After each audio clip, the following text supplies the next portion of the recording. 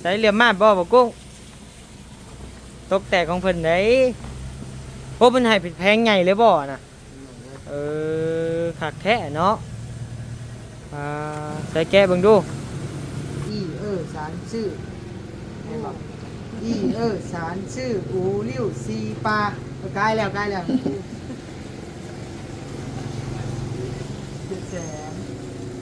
โอ้เฮากับเด็กเรียนจีนมาก่อนได้เฮาชอบแกงปล่อยลอยมื้อนี้โตให้กว่าสาวนางแบบพี่น้องเอ้ยใช่เนมก้อนมาหาก้อนแต่ยังเหลือ3ก้อนบัดนี้เพราะว่าอ้ายเห็นพระธุดงค์เพิ่นธุดงค์มาเต็มเมืองหยังวะเพิ่นสิไปรักษาพี่น้องเนาะก็เลยว่าบัดนี้ก็บ่มีหยังหั่นนะก็เลยมีข้าวจีแน่ให้เพิ่นเอาไปสันเพลพี่น้องเนาะเพราะว่าพระธุดงค์นี่สิยากคนสิมาตักบาตรยาน้ำเนาะก็เพราะว่าไก่น้อยฮะแม่นน้อยงามเด้บัดมันแล้วนี่แม่นเลยเดี๋ยวบงกบมันก็ขึ้นแต่นี่กับบ่สูงนะลงมานั่นกับบ่ต่ำนะพี่น้องเลยพอดีบ่งามเลยใครแนมว่าอยากใช้เดี๋ยวอ้ายสิปรึกษามักบ่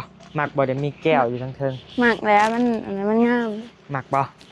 ใส่แต่ทั้งหน้าบ่น้อยหรือใส่อ้อมเฮือนมีครูมากันนั่งโอ้ร่วมกันพ่อแม่มีเวียกมีงานกันนั่งโอ้ร่วมกันอยู่ในนี่พี่น้องเอ้ยเนาะโดยย่างเข้าไปอีกพี่น้องเอ้ยเนาะย่างเข้ามานี่พี่น้องเอ้ยย่างเข้ามานี่ก็เป็นห้องโถงใช่ป่ะโดยเป็นห้องน้อยแล้วเข้ามาประตูนี่พี่น้องเอ้ยห้องนอนของแม่บ่จักเพิ่นสินอนห้องหรือนอนยายเพิ่นนอนแถวนี้แหละเพิ่นบ่มักดอกส่วนหลายเพิ่นบ่มักนอนห้องเนาะมักนอนแบบโล่งๆเนาะแม่นล่ะคนบ้านเฮาก็จะสิแบบนี้แหละประตูเนี่ยมันสิเชิงทั้งหัวแต่พอแล้วนอนนะพี่น้องเนาะเพราะว่านอนปิ่นหัวขึ้นพุ่นเด้โดยก็เลยว่าได้พ่อเพิ่นโทรหาบ่นิวนะพี่น้องเนาะปรึกษากันบ่นิวว่าให้ย้ายมาทางกลางซะย้ายมาเบื้องขอบเบื้องนี้ซะขอบเสากลางนี่นะพี่น้องเอ้ยเนาะพอดีเพิ่นก็ย้ายมาพี่น้องเอ้ยเนาะก็พอดีงามพี่น้องเอ้ย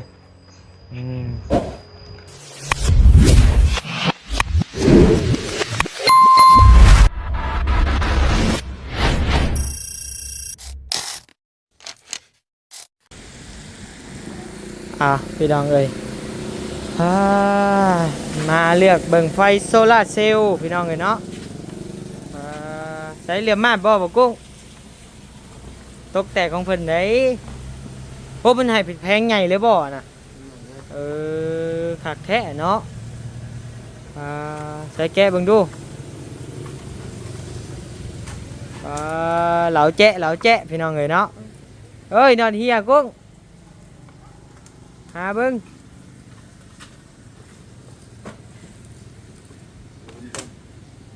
1,100 บาทพี่น้องเอ้ย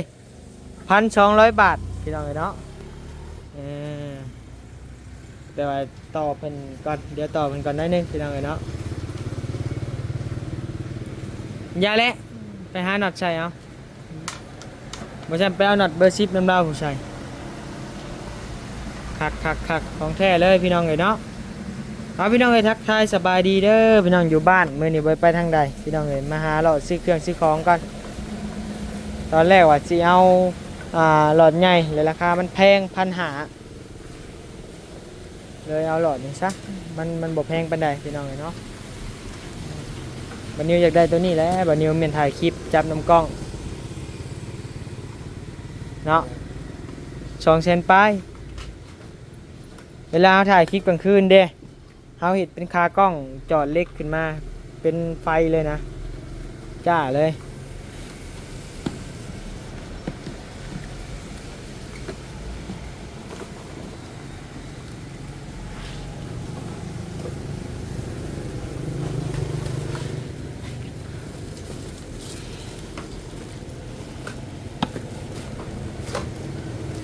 นี่ดิ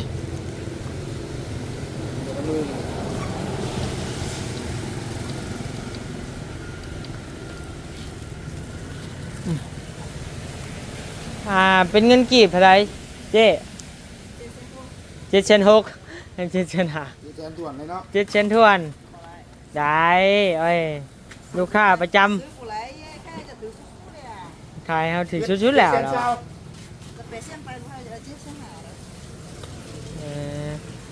7.5เนาะกุ้งอ่ะจับเนี่ยเดี๋ยวจ่ายเงินแล้วก่อนจับรถจับจ่ายเงินแล้วก่อนเนาะ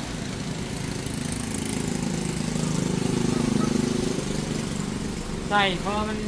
มีไฟกลางคืนพี่น้องเนาะทั้งแม่พรพันธ์เพิ่นฝากมาอยู่จำนวนเงิน 3,000 บาทพี่น้องเนาะให้ทางวันนี้ไปเฮ็ดบุญเนาะบ่แม่นทานเฮ็ดบุญขอสเบล700 บาทพี่น้องเนาะแล้วก็มาซื้ออันนี้พี่น้องเนาะไฟโซลาร์เซลล์เนาะแกงเงินน้อยเอาอีกแกสารชื่อสารชื่ออูริ้วซีปลาใกล้แล้ว700,000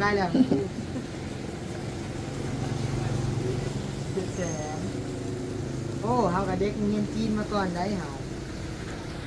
คะแนนภาษาเวียดกันเลยว่าโบนไฮบายนมบ่อย7.5เนาะกัน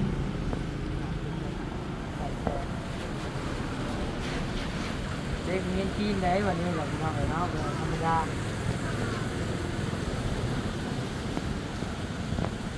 เวียดก็เป็นเวียดนี่คนเฒ่าเป็นเวียดแม่ก็เป็นเวียดเนาะพอเป็นอยู่ได้มันจะมีบ่หมอขีดสมอไพ่จะเสียบลงได้นะมันลงไปตัวใหญ่กว่านี้นี่บ่ตัวรุ่นจะใส่เกียร์ได้นะรุ่นราคา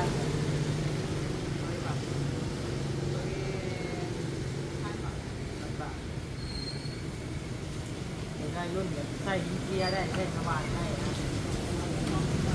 2,000 บาทมันจังเวลาหิดเพื่อนใส่สว่านก็ได้ใส่เกียร์ก็ได้เนาะบ้านกุ้งก็ห่ออยู่พวกลุงคู่อายุ ชื่อกระเปียกเมื่อกินพี่น้องเลยปะใช้หมวกกันน็อกไป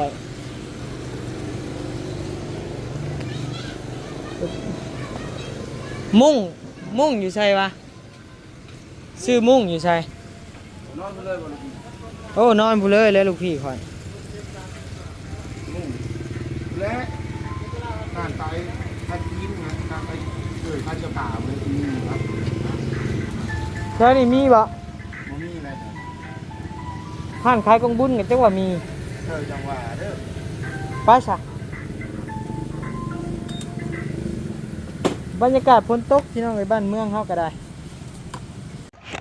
พึบพี่น้องเอ้ยพี่น้องเอ้ยกราบทักทายสบายดีเด้อพี่น้องทักทายสบายดีพี่น้องเอ้ยเนาะมื้อนี้เปลี่ยนบรรยากาศพี่น้องเอ้ยขี่รถจักรมาผู้เดียวพี่น้องเอ้ยเนาะทางบ้านนิวก็ได้เมื่อวานนี้ก็บ่ได้มาเวียกมื้อพี่น้องเอ้ยเนาะเนื่องจากว่าติดภารกิจอยู่ที่เฮือนที่ซ่านพี่น้องเอ้ยเนาะเฮ็ดเวียกเฮือนเวียกซ่านนั่นแหละพี่น้องเอ้ยเนาะก็พักผ่อนนำแน่พี่น้องเอ้ยเฮ็ดเวียกก็บ่หลายดอกต่างพักผ่อนพี่น้องเอ้ยเนาะกาจังได๋ก็ขอกราบทักทายสบายดีพ่อแม่พี่น้องมาทุกผู้ทุกคนเด้อพี่น้องเด้อเนาะสำหรับมื้อนี้ก็มาพบพ่อกันอยู่เฮือนอยู่ซ่านน้องน้อยเด้อพี่น้องเด้อเนาะน้องน้อยคนเก่าคนเดิมคนเตี้ยคนกระปัดผู้เก่าพี่น้องเอ้ย ว้าวได้แต่น้องน้อยนี่แหละไปว้าวผู้อื่นเพิ่นก็ให้พี่น้องเอ้ยเนาะก็อย่าเพิ่งให้บ่นิวเด้อพี่น้องเอ้ย พี่น้องเอ้ยมามื้อนี้ทางบ่นิวก็สิพาพี่น้องมาอัปเดตเฮือนซ่านน้องน้อยนะพี่น้องเนาะว่าไปฮอดคันได้แล้วพี่น้องเอ้ยเนาะฮอดคันได้นะพี่น้องเนาะก็พี่น้องเอ้ยนี่แหละฮอดคันการคือว่าเพิ่มเติมมาหลายเติบบ่นิวบ่มามื้อเดียวก็ได้พี่น้องเอ้ยเนาะก็ตามแนมเบิ่งนี่วงกบเกือบว่าตั้งหมดทุกอันเลยได้พี่น้องเอ้ยเนาะยังเหลือแต่วงเดียวที่ยังบ่ได้ตั้งวงห้องเบื้องนอกพี่น้องเอ้ยเนาะวงนอกยังบ่ได้ตั้งพี่น้องเอ้ยเนาะไกลสุดเฮือนข้างในนี่ตั้งหมดแล้วพี่น้องเอ้ยเนาะก็มีแต่ จังน้อยสิเข้าพาพี่น้องไปเบิ่งอัปเดตเบิ่งเฮือนซ่านนํกันเนาะพี่น้องเนาะตามเล็งเบิ่งนี่ก็ฮ้วยงามได้พี่น้องเนาะเด้อติดชิดงามพี่น้องเอ้ยฮ่าคักลายพี่น้องเอ้ยอืม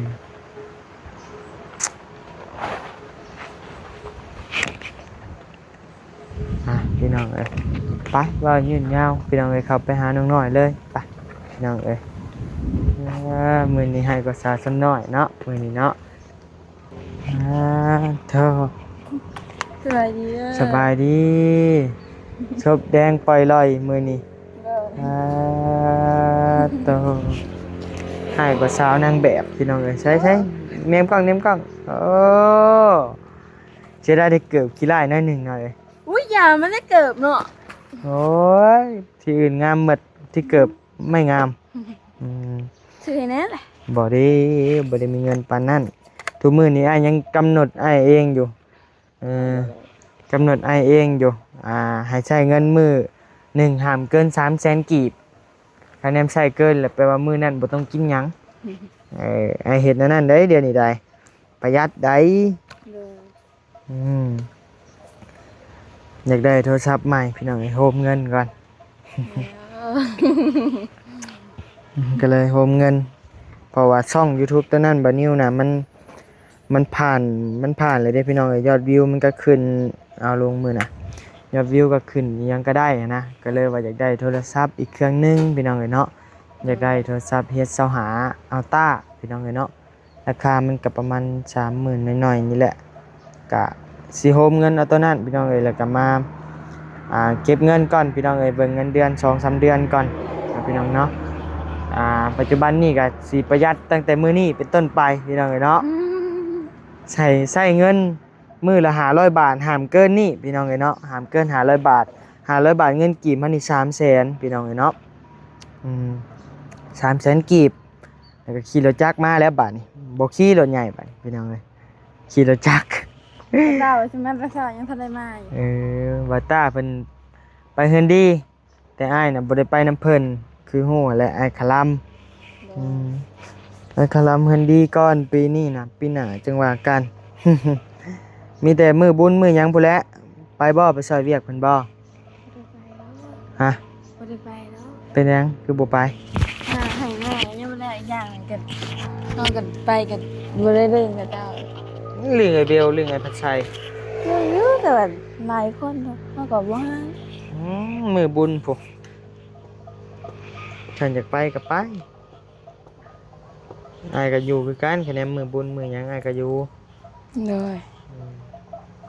ไปกันนอนกับไอ้เบลและอยู่เฮือนเราบ่ยากดอกนอนกะคะแนนว่าอยากไปซอยเวียกเพิ่นหานาเลยก็เป็นไตอีโตนเด้อเบลเจ้าก็ได้แฮนซานแล้วก็บ่ได้ครอบครัวเพิ่นก็บ่ได้รับลื่นนะพี่น้องเนาะครอบครัวเพิ่นก็สิว่าได้จังได๋ก็จังว่าการเรื่องนะพี่น้องเนาะแต่ว่าตอนนี้ฝนตกมาแล้วพี่น้องเนาะกินแล้วข้าวกินเฝอซื้อเฝอกินเลยอิ่มมั้ยเลยกินแต่หึงล่ะกินแต่เช้าเลยกินแต่เช้าพอดีไอ้ซื้ออันนี้มาไอ้ซื้อข้าวจี่มาหน่อยไอ้ซื้อข้าวจี่มาว่าซื้อมาผักสร้างผักทุกคนนั่นแหละซื้อมา5 ก้อนอย่างเนาะใช่ซื้อมา5 ก้อนหน่อยแต่ยังเหลือ3 ก้อนบัดนี้เพราะว่าอ้ายเห็นพระธุดงค์เพิ่นธุดงค์มาเต็มเมืองยังว่าเพิ่นสิไปรักษาพี่น้องเนาะก็เลยว่าบัดนี้ก็บ่มีหยังหั่นนะก็เลยมีข้าวจี่แน่ให้เพิ่นเอาไปสันเพลพี่น้องเนาะเพราะว่าพระธุดงค์นี่สิยากคนสิมาตักบาตรยาน้ำเนาะพี่น้องเนาะก็เพราะว่าเพิ่นบ่ได้บ่ฮู้ว่าเพิ่นสิกายยามใดนะพี่น้องเนาะก็มีแต่เอาเห็นแล้วก็เอาข้าวจี่และให้เพิ่นไปสันเพลพี่น้องเนาะเพิ่นธุดงค์พี่น้องกินเผ็ดได้อยู่แล้ววะได้ใส่เด้อไหนๆกินน้ำกันอันนี้ของง่ายจับไปเด้อไปไปอัปเดตเบื้องเงินก่อนป่ะ เอาไปให้พออ้ายตนพอนั่นน่ะแล้วเอาขาไก่ คั่วไก่อีกเลยไก่ยังน้อยฮะ แม่นเลย อืมน้อยงามเลยบัดมันแล้วนี่ แม่นเลย เดี๋ยวบงกบมันก็ขึ้นแต่นี่กับโบชูงนะลงมานั่นกับโบต่ำนะพี่น้องเอ้ยมันเลยพอดีพองามเลยคะแนนว่างบเขาโอเคเนี่ยเขาก็ใส่ซ่องแก้วก็ได้พี่น้องเอ้ยเนาะหรือว่า ใส่กล่องแก้วเลี้ยนกันนะพี่น้องเอ้ยเนาะคะแนนว่าอยากใช้เดี๋ยวอ้ายจะปรึกษาหมักบ่เดี๋ยวมีแก้วอยู่ทั้งเทิง หมักแล้วมันอันนั้นมันงาม หมักบ่ใส่แต่ทั้งหน้าบ่น้อยหรือใส่อ้อมเฮือนใส่แต่ทั้งหน้าก็งามเลยว่ะ โดย เดี๋ยวไอ้สิถามแม่ลีเบิ่งว่าเราสิคิดเห็นนำแนวใดนะอืมป่ะโอ้บล็อกนี่ยังบ่หมดหลายจำได้อาจจะหมด600-700ก้อนนี่ เด้เรา ไปเอาไปให้เราเขากินบ่ข้าวจีนี่ จะถาม ฮะอะไร กินเลยเนาะ เอาให้ ขอบใจ โดย ข้าวจีช่างนี่เป็นไข่พี่น้องเอ้ยนอนบ่ตื่นเลย อืม นอน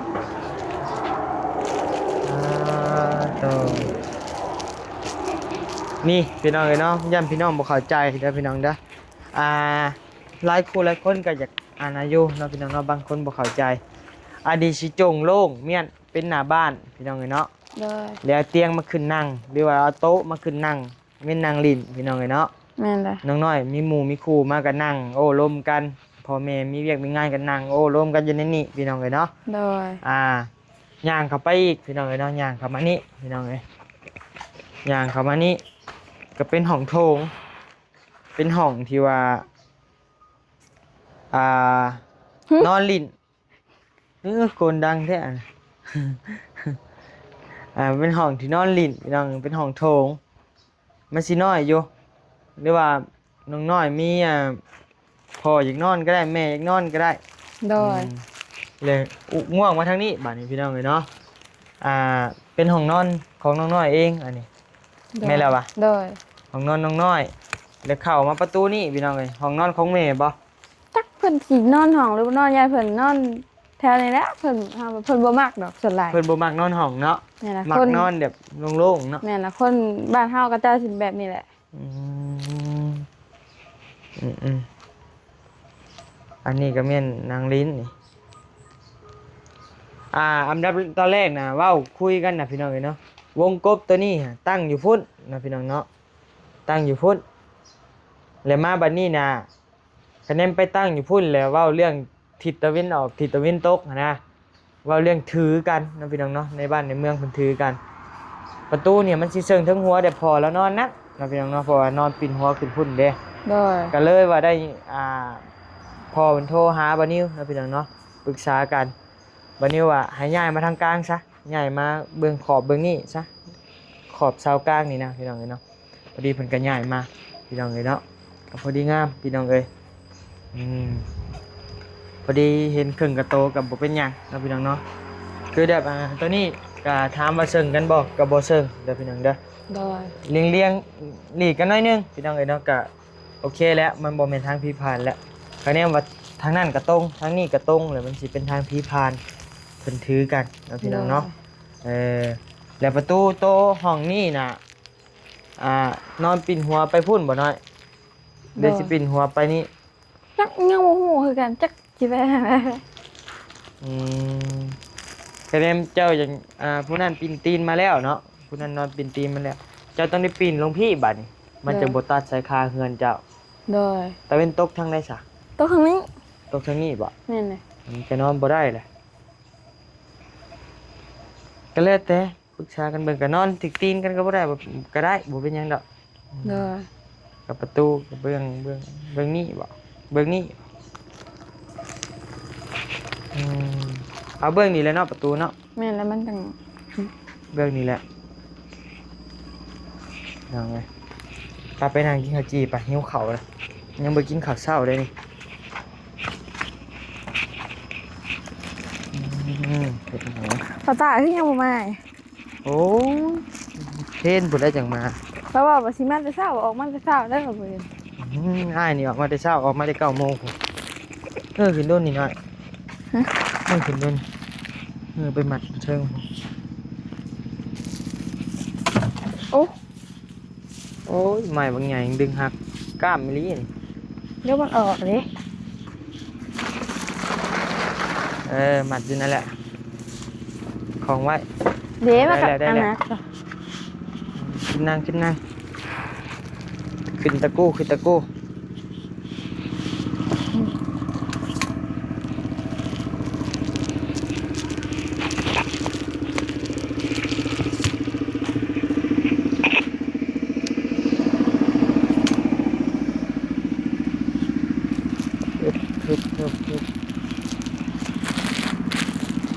ขากล้องอันคือสั่นใช่ปะโอ้ฮะ เฮ็ดที่เบื่อ เอาเฮ็ดพี่เบื่อ เฮ็ดที่เบื่อแล้วมัน บ่ กิน ขึ้นว่าได้ก่อนคำหามเอ้ยเฮ็ดเบื่อบ่ เฮ็ดเบื่อแล้วมันกินบ่ได้แบบนี้นะ บ่ นั่น มันคือหู้ในใดหน่อย อ๋อมันก็มีเฮ็ดกินได้กินบ่ได้พระเจ้าว่าเฮ็ดปวกออกเฮาก็ยังบ่ทันได้หา เฮ็ดปวกใช่ออก แม่ก็จะว่าเฮ็ดปวกออกแล้วว่าเห็นจะได้ซะนี่ บ่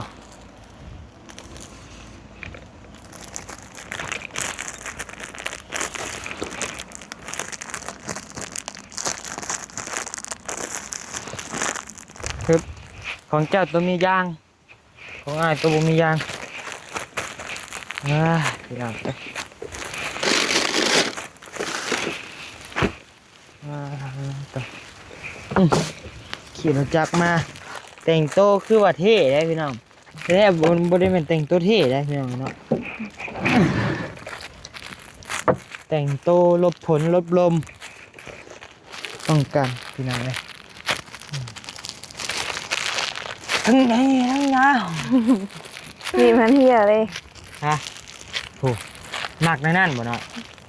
อ้าวมันใหญ่เด้พี่มันแบบได้มันจะได้กินบาทเดียว บ่ อืม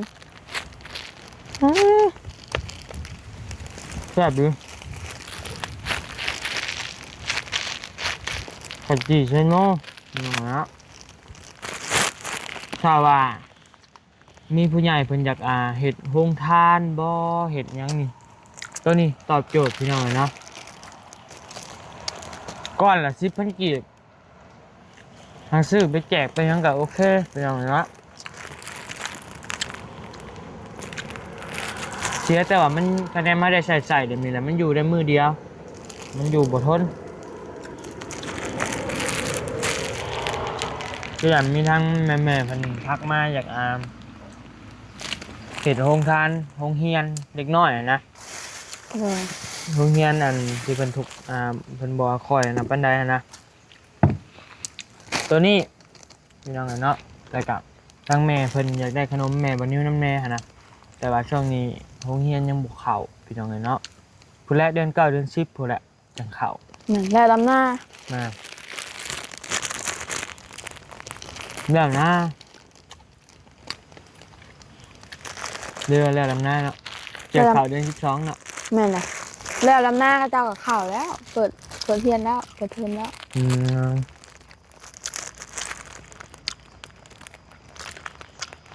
มาเด้อพี่น้องกินข้าวจี่น้ำกันอาหารพลังพี่น้องเนาะ พลังกับเจ้าหมักว่ะ พลังกินแต่แบบนี้ได้หน่อยเขาวเช้าเขาวหยังเขานะมันเป็นคือแบบแฮมเบอร์เกอร์นะ โดย แต่วันนี้เปลี่ยนเป็นเหล้าตัวนี้ แฮมเบอร์เกอร์กับแบบนี้แหละมีหยอมีหยังแต่ว่ามันคนละหมดกันอันนี้มันเป็นสไตล์เวียดพี่น้องเลยเนาะคือเวียดอันนี้แต่ว่าแซ่บฝรั่งมันกินแบบนี้แล้วก็ฉันกินกาแฟใช่ฉันไปเห็นเรียกเคยอยู่แล้วมันมื้อ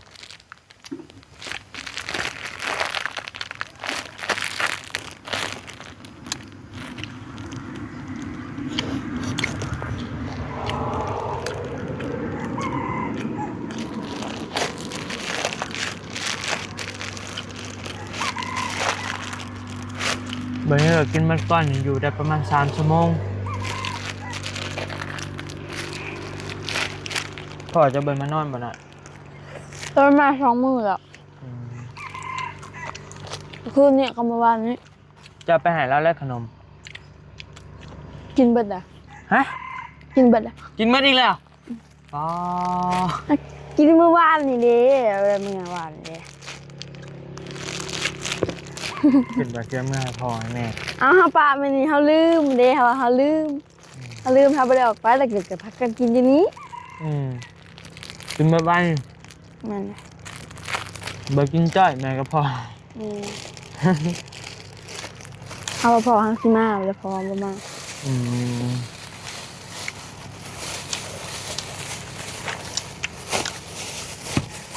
ไข่นะ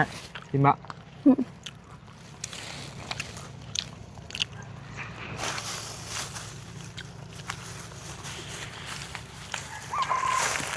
แบงค์มือนี่ใส่งบมันเท่าใดแล้ววะเบิ่งก่อนเด้อบันนี้เดินทางออกมาเนี่ย ว้า มัด150,000แล้วโอ้กลัวแล้ว150,000น้ำมันหลดไออีก นั่นน่ะ ชื่อเขาจี50พี่น้องเอ้ยเนาะน้ำมัน100,000เป็น150,000น้ำโอชิอีกนี่180,000มันเงิน180,000พี่น้องเอ้ยมันยังคาเมื่อนะพี่น้องเนาะ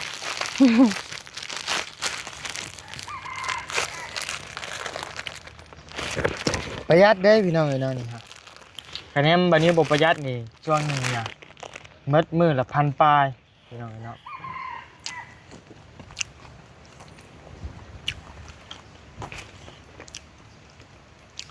มื้อนี้คือมีแดดนี่เนาะ เป็นน้ำไอขี่รถจักรมาหน่อย บ่แม่นดอก แม่น ฝนตกหลายมื้อแล้วเด้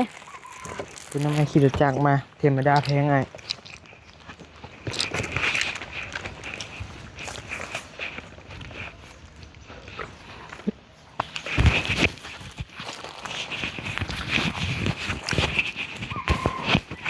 แม่งอย่างนี้อยู่ในเสือจ้ะ ในเสือ นี่ใช่ อันเด้ เขาบอกนี่ ในบ่อมค่ะมันเป็นแมงสีเขียวเด้เด้เด้มีบ่อออกมั้ยจ้ะ เอาบอกนี่ไหม นี่นะเด้มันเต้นไปเลย โอ้แมงอะนะแมงว่าคือตะกะแตนอ่ะ แต่ว่ามันบ่แม่น แม่น บ้านเฮาเอิ้นแมงโจกว่ะ บ่แม่น แมงยีดบ่แมงตัวมันห้องยามคืนน่ะ กล้าว่าอยู่มือนะ แมงหาผีค่ะ บ่แม่นแมงฮันดีมันแช่บได้แมง บ้านเฮาเอิ้นแมงจงโจแมงจงโจซื่อน่ะ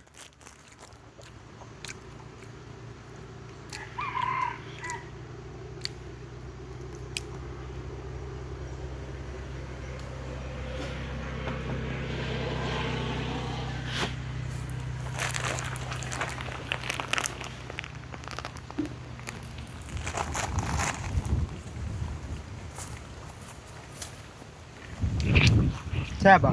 ใช่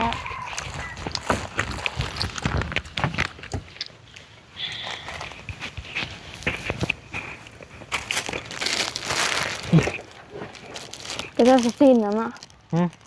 สิ้นเนาะ ก่อนเถอะบ้าน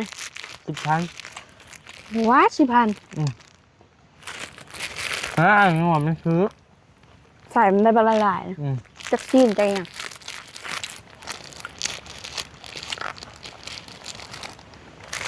ใส่มันยังมีอันนั้นเด้อสิไรอะมีหยังวะยังก็ซีนยังเขาเอิ้น หมูย ปา อง เต้พี่น้องเนาะปาเต้เพิ่นเอิ้นปาเต้หรือว่าหมูบดสตับหมูบดสตับแล้วก็มีแป้งมีไข่อ่ะแล้วเพิ่นไปเฮ็ดเป็นก้อนนะเป็นบดเป็นก้อนเป็นหนึ่งบัดนี้หนึ่งมาเป็นก้อนเพิ่นก็มาซอยใส่สองแล้วก็มีหมักแตงอยู่ไทยเขาเอิ้นหยังวะ กำลังแป้งเหมือนปะ ใช่บ่แม่นบ่ มาแป้งกว่า แตงกวาแล้วก็มีผักอันนั้นผักหอมเปรี้ยวอ่ะหอมซี่อ่ะผักซี่อ่ะ หอมซี่ แล้วก็มี ยังอ่ะอันนี้นะ ยอย อ แล้วก็สิ้น มีหมูแดง มีสิ้นหมูแดงอีกได้พี่น้องเนาะ อยู่บ้านเฮาบ่ได้แล้วซั่น มีหมูยองซับ ก่อนดูอ่ะ25บ่อัน30เนี่ยค่ะจะมาขายในตลาดเลยบ่ได้มีสำนีได้ อืม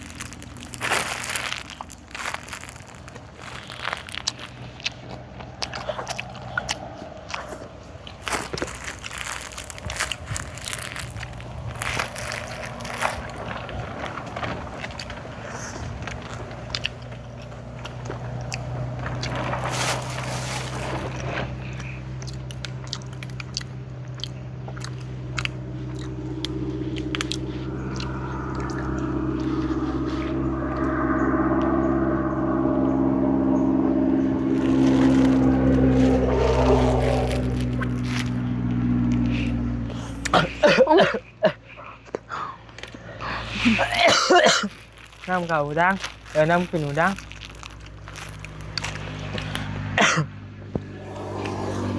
ไปพี่น้องเลยเนาะ โอ้ย ไปอยู่ดีมีแห้งเด้อพี่น้องเด้อสำหรับคลิปนี้อยู่ดีมีแห้งแล้วพี่น้องขอจบคลิปแบบเพียงสำนี้ละพี่น้องเลยเนาะโดยสบายดี แบบนี้ ปิดคลิปเนี่ย โอ้ยพี่น้อง